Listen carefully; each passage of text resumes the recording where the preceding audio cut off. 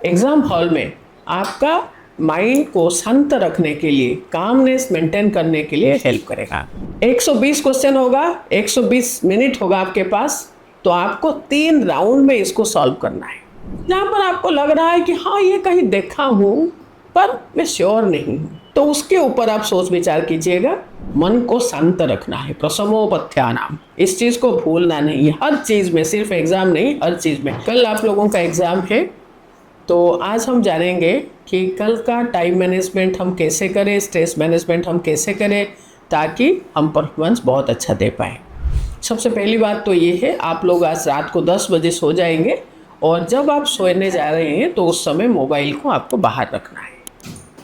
तो उससे कल सुबह एग्ज़ाम हॉल में आपका माइंड को शांत रखने के लिए, कामनेस मेंटेन करने के लिए हेल्प करेगा। सेकेंड थिंग इज़, कल सुबह जब आप घर से निकल कर जा रहे हैं तो उस समय खाना खा के निकलिए, टाइम पे जाके हॉल पे पहुंचिए, ताकि स्ट्रेस वहाँ पर डेवलप नहीं करेगा।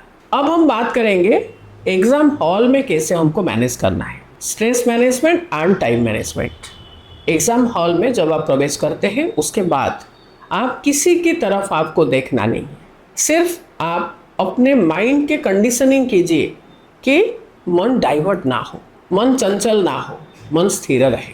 वेट, क्वेश्चन पेपर स्क्रीन में आया, उसके बाद आपको क्या करना है? उसके बाद आपको सबसे पहला माइंडसेट आपको रखना है, यू आर द बेस्ट। और आप यहाँ पर सिलेक्शन लेने के लिए आए हो, एग्ज़ाम लिखने नहीं आए हो, आप सिलेक्शन लेने के लिए आए हो।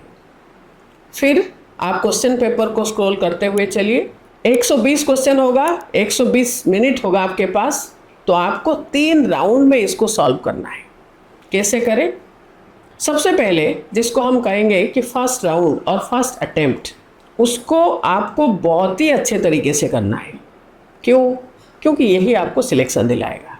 कोशिश यही करना चाहिए कि इस अटेम्प्ट में जो क्वेश्चन आप सॉल्व कर रहे हो वो 100% सही होना चाहिए। नंबर 2 मैक्सिमम होना चाहिए। जहाँ पर आपको 50-50 भी लग रहा है ना, उस क्वेश्चन को फर्स्ट अटेम्प्ट में मत करो। जहाँ पर आपको सोचना पड़ रहा है, समझना पड़ रहा है, उस क्वेश्चन को सेकंड के लिए रखो। फर्स्ट अटेम्प्ट में वही करना है जो आप श्योर हो कि ये मेरा सही होगा। अगर बहुत इजी क्वेश्चन है तो फर्स्ट अटेम्प्ट में लोग 90-95 तक ले लेते हैं। अगर मीडियम क्वेश्चन है तो 80 से 90 के बीच में रहता है, और अगर डिफ़िकल्ट है तो 70 तक आता है फर्स्ट अटेम्प्ट का क्वेश्चन। उसके नेक्स्ट हम चलेंगे सेकंड में। तो सेकंड अटेम्प्ट जब लेंगे तो उस समय आप वही क्वेश्चन को रखो जहाँ पर आपको कन्फ्यूज़न हो रहा था, जहाँ पर आपको लग रहा है ये पढ़ा हूँ पर इमीडिएटली याद नहीं आ रहा है ना, तो उसको कैसे करना है। इससे भी आप ये लगाओ, सेकंड अटेम्प्ट में आप जितने क्वेश्चन करोगे ना, उसमें से 90% आप सही कर सकते हो। कैसे करोगे उसको? क्वेश्चन को 10 बार पढ़ो, वो क्या क्वेश्चन पूछा गया है उसको समझो। उससे भी अगर नहीं बन पाया तो क्वेश्चन कहाँ से आया, कौन से संहिता का, कौन से कंटेक्स्ट में इसका वर्णन आया है, उसको सोचो और उसको रफ पेपर में उसको लिखो। थर्ड इज़, 4 ऑप्शन जो है ना, उसका मीनिंग क्या है, कौन से संहिता से कौन से कंटेक्स्ट में उसका वर्णन आया। जहाँ पर ये लिंक हो जाएगा ना ऑप्शन क्वेश्चन के साथ, that will be the answer. But यहाँ पर और एक चीज़ बता रही हूँ, आजकल क्वेश्चन आने लगे हैं कि निम्न में से क्या नहीं है, which of the following is not present, है ना, तो वहाँ पर फिर आंसर तो अलग हो जाएगा। तो इसलिए मैं बोल रही हूँ क्वेश्चन को 10 बार पढ़ना है कि क्वेश्चन क्या पूछा है।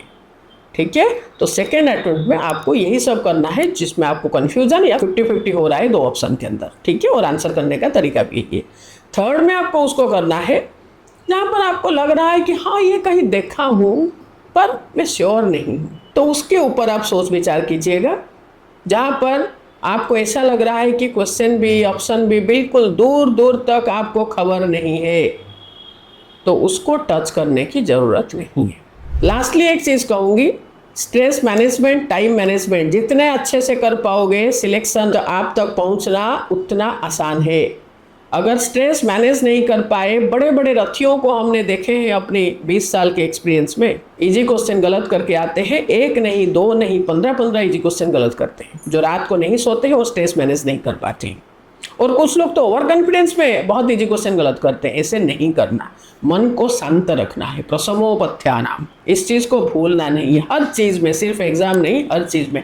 लाइफ इज एन एग्जामिनेशन, और ये तो छोटा सा एग्जामिनेशन आप लिख रहे हो 2 घंटे का। तो मन का प्रसम स्थिति जो है उसको मेंटेन करके रखना है। आप देखना आपके मन से जो इंट्यूशन आएगा ना, अगर आप पढ़े हुए हो तो that will be the most appropriate answer for that question. Lastly मैं यही कहूँगी कि पूरा 120 क्वेश्चन को जस्टिस देने की कोशिश करो। आपका कंपटीशन आपसे है, किसी और से नहीं है।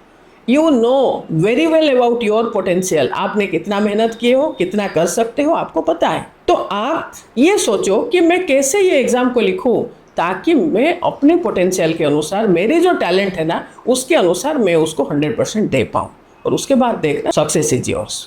Wish you all the best, God bless you.